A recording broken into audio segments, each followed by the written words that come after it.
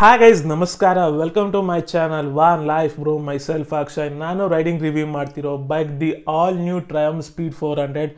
This is how the bike looks. ಬನ್ನಿ specification features ಬಗ್ಗೆ ತಿಳಿಸ್ಕೊಡ್ತೀನಿ.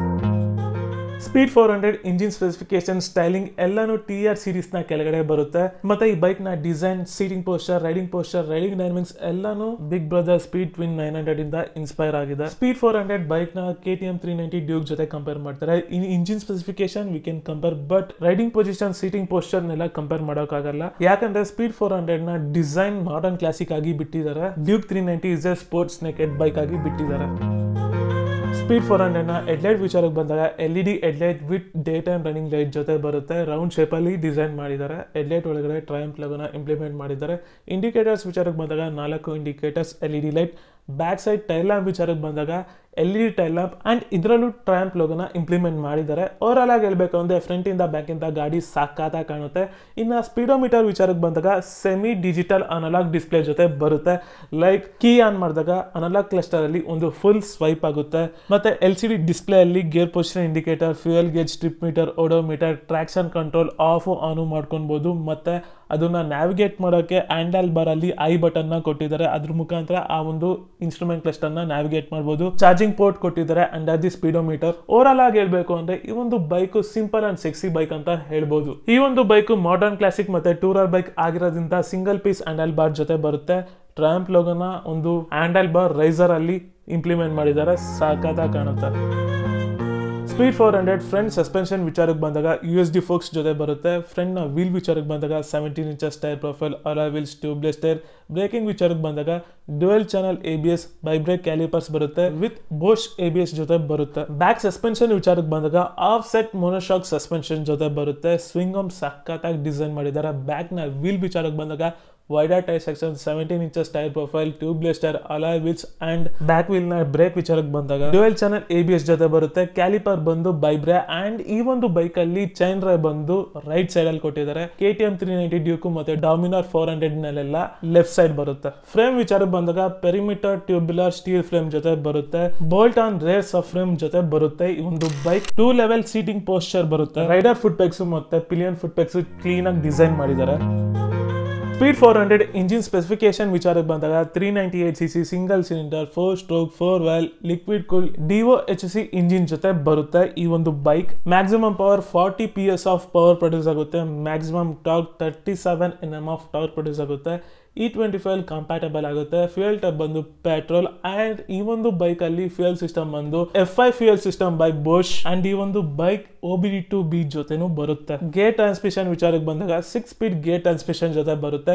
ಇನ್ನು ಸರ್ವಿಸ್ ವಿಚಾರಕ್ಕೆ ಬಂದಾಗ ಸರ್ವಿಸ್ ಇಂಟರ್ವಲ್ ಇರುತ್ತಲ್ಲ 16,000 ಕಿಲೋಮೀಟರ್ಸ್ ಅಥವಾ 12 ಮಂತ್ಸ್ ಒಳಗೆ ನೀವು ಮಾಡಿಸ್ಬೇಕಾಗುತ್ತೆ. ಇನ್ನು ಗಾಡಿ ಲಾಂಚ್ ಆಗಿ 1 ವರ್ಷನೂ ಆಗಿಲ್ಲ, ಆದ್ರೂ ಇಂಜಿನ್ ಸ್ಪೆಸಿಫಿಕೇಶನ್ ಮೇಲೆ ಸರ್ವಿಸ್ ಕಾಸ್ಟ್ ಹೇಳೋದಾದ್ರೆ 2,000 ಇಂದ 3,000 ರೂಪಾಯಿ ಆಗ್ಬೋದು. ಫ್ಯೂಯಲ್ ಟ್ಯಾಂಕ್ ಕೆಪಾಸಿಟಿ ಬಂದು 13 ಲೀಟರ್ಸ್ ಕೊಟ್ಟಿದ್ದಾರೆ. ಇನ್ನ mileage 30 to 35 kilometre per litre mileage ಕೊಡುತ್ತೆ. ಲೈಕ್ ನೀವು ಜೋರಾಗಿ ಓಡಿಸಿದ್ರೆ ಆಬ್ವಿಯಸ್ಲಿ ಮೈಲೇಜ್ ಕಮ್ಮಿ ಕೊಡುತ್ತೆ.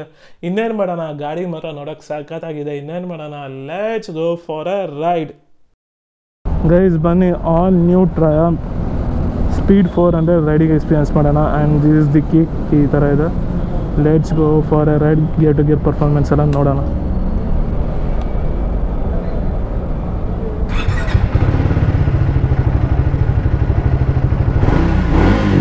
ಎಕ್ಸಾಸ್ಟ್ ಈ ಥರ ಕೇಳಿಸುತ್ತೆ. So let's go for a ride. First year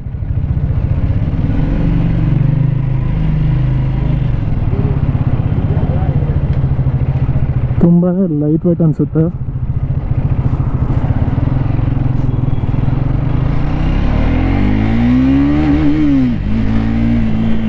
okay, super. U turn ಆರಾಮಾಗಿ ಕಾಣ್ಬೋದು.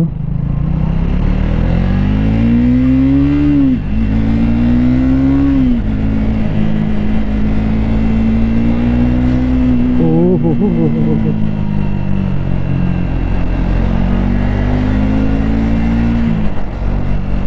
ಆರಾಮಾಗಿ ಓಡಿಸ್ತಿದ್ದೀನಿ. ಓದ್ತಿರು. Wow, this is the power.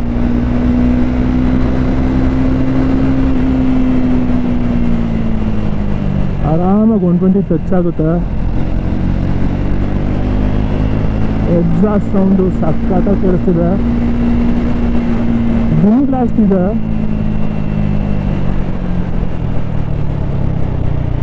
Breaking ಅಂತೂ ಅಲ್ಟಿಮೇಟ್ ಗುರು. ಅರೌಂಡ್ ನಾನು 100 third gear, fourth gear, fifth gear, sixth gear,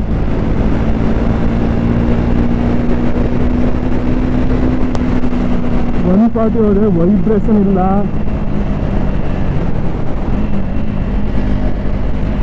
riding line ಆರಾಮಾಗಿ ಚೇಂಜ್ ಮಾಡ್ಬೋದು, ಆರಾಮಾಗಿ ಟ್ರಿಪ್ಪೆಲ್ಲ ತಗೊಂಡೋಗ್ಬೋದು. ಬಟ್ ವಿಂಡ್ ಬ್ಲಾಸ್ಟ್ ಅಂತೂ ಹೆವಿ ಇದೆ. ವಾವ್,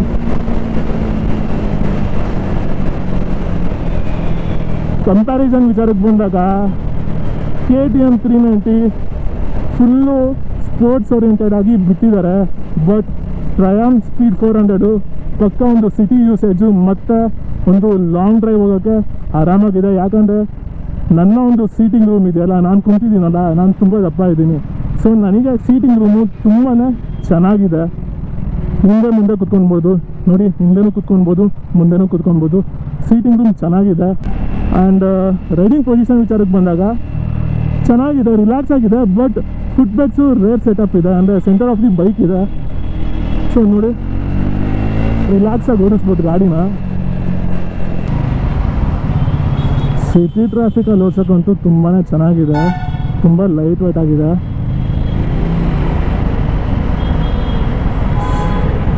ಯೂಟರ್ನ್ ಆರಾಮಾಗಿ ತಾಣ್ಬೋದು, ಕಾಲನ್ನ ನೆಲಕ್ಕಿರ್ದೇನೆ.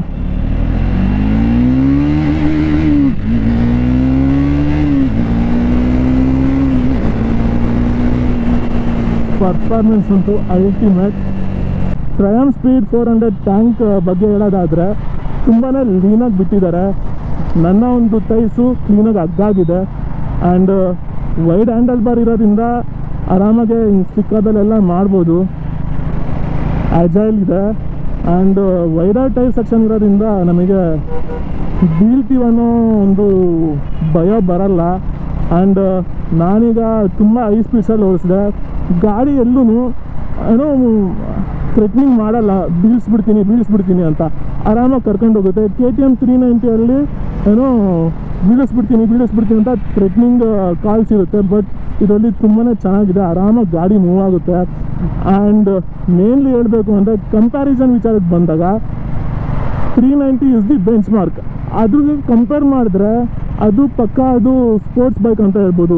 ಇದು ಮಾಡರ್ನ್ ಕ್ಲಾಸಿಕ್ಕು, ನೀವು ಡೈಲಿ ಆಫೀಸ್ಗೆಲ್ಲ ತಗೊಂಡೋಗ್ಬೋದು. And short trips, long trips ಎಲ್ಲ ತಗೊಂಡೋಗ್ಬೋದು. ಲಾಂಗ್ ಟ್ರಿಪ್ಸ್ ಹೋದಾಗ ಒಂದೇ ಒಂದು ಡಿಫಾಲ್ಟ್ ಏನಪ್ಪ ಅಂದರೆ ಈ ಒಂದು ಗಾಡಿಯಲ್ಲಿ ವಿಂಡ್ ಬ್ಲಾಸ್ಟ್ ತುಂಬಾ ಆಗುತ್ತೆ. ಸೊ 140, 120 ಅಷ್ಟು ಕ್ರೂಸಿಂಗ್ ಮಾಡಬೇಕಾದ್ರೆ ಸ್ವಲ್ಪ ವಿಂಡ್ ಬ್ಲಾಸ್ಟ್ ಆಗುತ್ತೆ. ಇಟ್ಸ್ ಓಕೆ, ನಿಮಗೆ ವಿಂಡ್ ಬ್ಲಾಸ್ಟ್ ಆದರೂ ಪರವಾಗಿಲ್ಲ, ರೈಡಿಂಗ್ ಗೇರ್ಸ್ ಹಾಕೊಂಡಿರ್ತೀನಿ ಅಂದರೆ ಇದೊಂದು ಬೆಸ್ಟ್ ಗಾಡಿ ಅಂತ ಹೇಳ್ತೀನಿ. 390 is so aggressive, this is so nimble and calm bike ಅಂತ ಹೇಳ್ಬೋದು. ತುಂಬಾ ಸಿಂಪಲ್ ಆಗಿದೆ ಗಾಡಿ, ರೈಡಿಂಗ್ ಮೂಡ್ಸ್ ಏನಿಲ್ಲ, ಆರಾಮಾಗಿ ಓಡಿಸ್ಬೋದು. ಲೈಕ್ ನೀವು ಪಲ್ಸರ್ NS 200 ಯಾವ ಥರ ಯೂಸ್ ಮಾಡ್ತೀರೋ ಅದೇ ಥರ ಯೂಸ್ ಮಾಡ್ಬೋದು. ಅಷ್ಟು ನೀಟಾಗಿ ಬಿಟ್ಟಿದ್ದಾರೆ ಗಾಡಿ. ಸಿಂಗಲ್ ಸೀಟ್ ಕೊಟ್ಟಿರೋದ್ರಿಂದ ಆರಾಮಾಗೆ ರೈಡರು ಪಿಲಿಯನ್ ಇಬ್ಬರೂ ಕುತ್ಕೊಂಡು ಹೋಗ್ಬೋದು. ಅದು 2 ಲೆವೆಲ್ ಸೀಟಿಂಗ್ ಪೋಸ್ಚರ್ ಕೊಟ್ಟಿರೋದ್ರಿಂದ. ಆ್ಯಂಡ್ USD ಫೋಗೆಲ್ಲ ಸಖತ್ತಾಗಿ ವರ್ಕ್ ಆಗ್ತಿದೆ. ಆ್ಯಂಡ್ ಮೇನ್ಲಿ ಹೇಳಬೇಕು ಅಂದರೆ ನನಗೇನು ಇಷ್ಟ ಆಗಿದೆ ಅಂದರೆ ಈ ಒಂದು ಗಾಡಿಯಲ್ಲಿ ತುಂಬಾ ಅಗ್ರೆಸಿವ್ನೆಸ್ ಇಲ್ಲ ಈ ಒಂದು ಇಂಜಿನಲ್ಲಿ, ಬಟ್ ಪವರ್ ಇದೆ. ರೈಡ್ ಬೈ ವೈರ್ ಕೊಟ್ಟಿರೋದ್ರಿಂದ ಥ್ರಾಟಲ್ ರೆಸ್ಪಾನ್ಸ್ ನೋಡಿ, ಅಗ್ರೆಸಿವ್ ಅಂದರೆ ಅಗ್ರೆಸಿವ್ ಕಾಣುತ್ತೆ,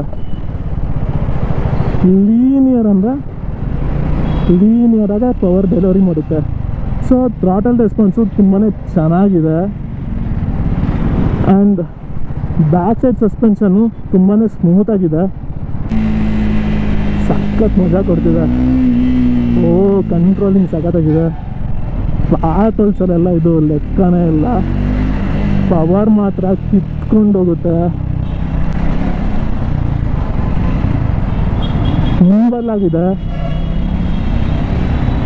ನೋಡಿ, ಈ ಥರ ಎಲ್ಲ ಓಡಿಸ್ಬೋದು.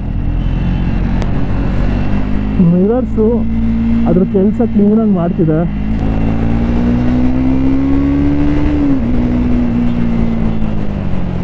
ವಾವ್,